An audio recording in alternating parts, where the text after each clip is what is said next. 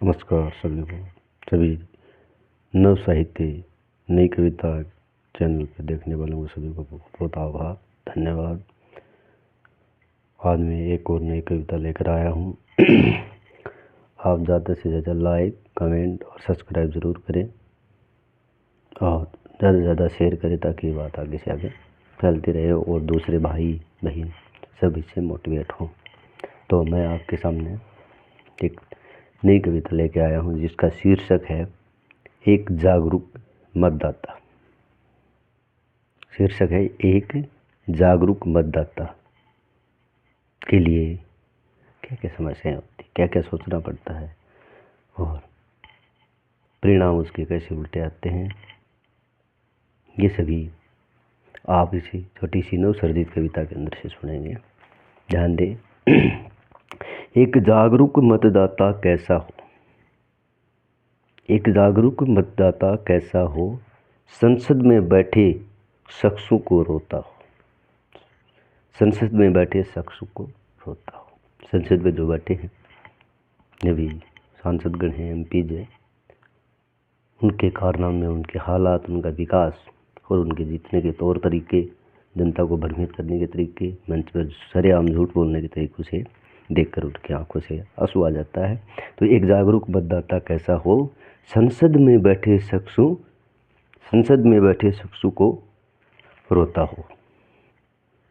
सत्ता आएगी और जाएगी, सत्ता आएगी और जाएगी, दल बदलेंगे। हर चुनाव से पहले दल बदल होता है। तो सत्ता आएगी, जाएगी, दल बदलेंगे, अधिकांश शख्स वही,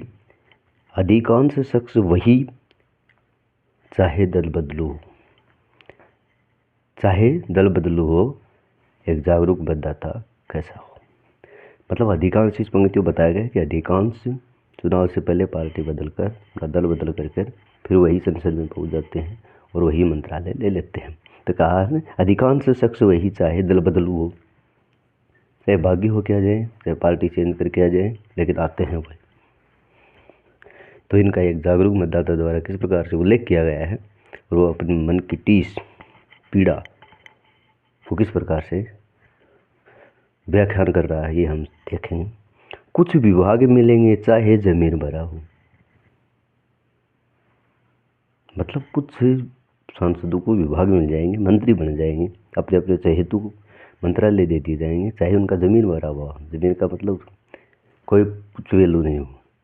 और राजनीति में वही व्यक्ति सफल होता है जो झूठ, फरेब, चोरी, डारी, बलात्कारी आदि सब करने के बाद भी उसे सम्मानित किया जाता है। ये राजनीति का एक पॉइंट होता है। तो कुछ विभाग मिलेंगे चाहे जमीन मरा हो, काबिल नहीं लेकिन मंच पर बोलता हो। किसी के काबिल नहीं है वो मंत्री, लेकिन मंच पर बोलने की कला उसके पास होनी चाहिए। काबिल नहीं लेकिन मंच पर बोलता हो, बात पते की कहता हूँ। क्या कहेगा कि बात पते की कहता हूँ, चाहे कैसा भी हो, कि मैं एक नंबर की बात कहता हूँ चाहे कैसा भी हो। एक जागरूक मतदाता कैसा हो, एक जागरूक मतदाता कैसा हो। समाचार पत्र पढ़ जागरूक सिर पकड़ लेता है। जो जागरूक मतदाता है वो समाचार पत्र पढ़ता है, सरकार बनती है, ताले वितरित किए जाते हैं, तो वो समाचार पढ़कर अपनी बात सिर पकड़ कर बैठ जाता है, मतलब मायूस हो जाता है, निराश हो जाता है। समाचार पढ़ जागरूक सिर पकड़ लेता है, इस बंदर बाट का किस्सा पूरा पड़ता है। इस बंदर बाट का किस्सा पूरा पड़ता है। आंधा पीसे कुत्ता खाए जनता सोती है। आंधा पीसे कुत्ता खाए जनता सोती है। आंधा पीसे कुत्ता खाएगा मतलब काम जो करता है उसका परिणाम हमें नहीं मिल रहा है, चाहे जनता सोती है, जनता सोती रहती है।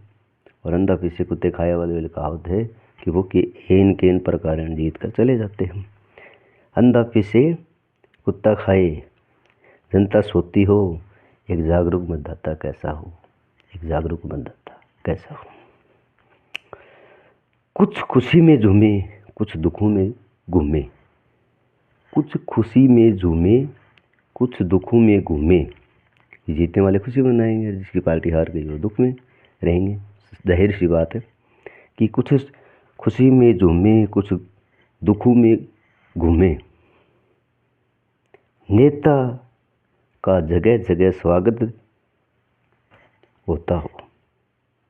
नेता का जगह जगह स्वागत करते हैं। जीतने के बाद सब स्वागत करते हैं, तो नेता का जगह जगह स्वागत करते हैं।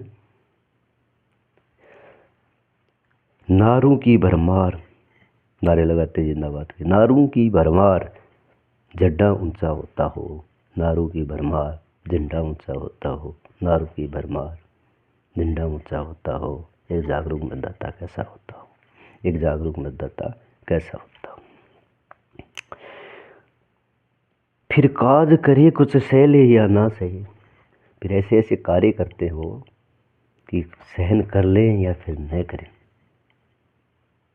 सहन न करे तो क्या करे, और कर ले तो क्या करे, कोई उपाय नहीं।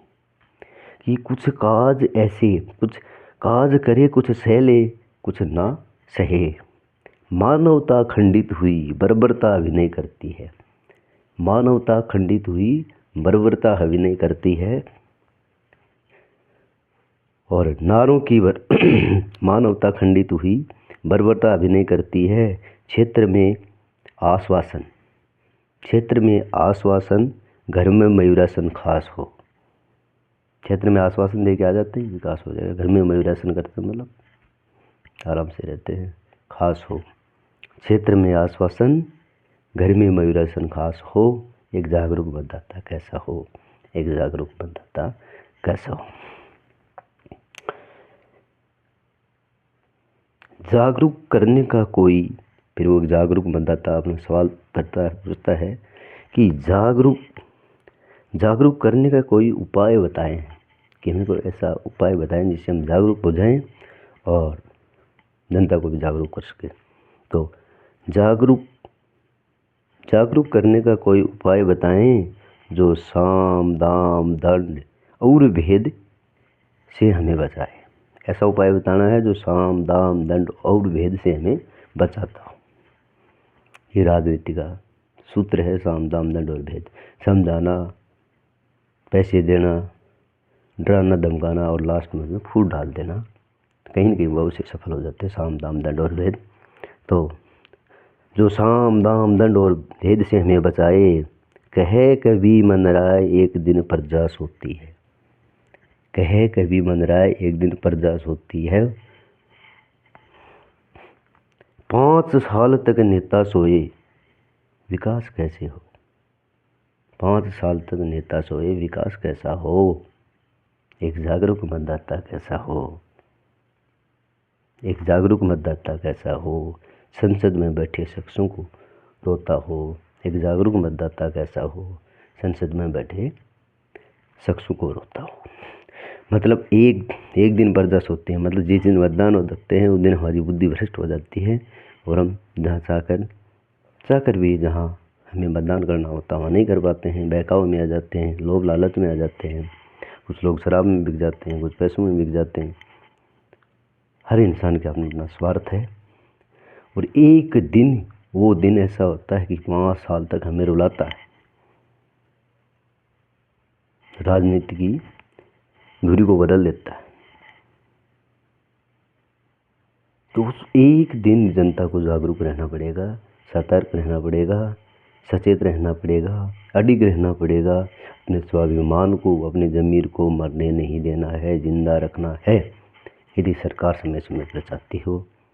यदि वो जनता सोएगी तो फिर क्या होगा। 5 साल तक नेता सोएगा, फिर विकास की क्यों आशा करते हैं। तो ये सब एक जागरूक मतदाता के बारे में मैंने बताया। इसको आप अधिक से अधिक मोटिवेट करें, मेरे को भी करें। और इसकी एक छोटी सी शायरी बता देता हूँ कि आज देश में क्या हो रहे हैं। देश का दर्पण किस प्रकार से हमारे सामने धूमिल हो रहा है, उसको साफ करने पर पता चलता है कि देश के अंदर हो क्या रहा, पर्दे के पीछे क्या हो रहा है, नेपथ्य में क्या हो रहा है और नेपथ्य के आगे और पीछे क्या हो रहा है। ये आज मैंने एक छोटी सी शायरी में पिरोने की कोशिश की है। अच्छी लगे तो आप बहुत बहुत धन्यवाद देना।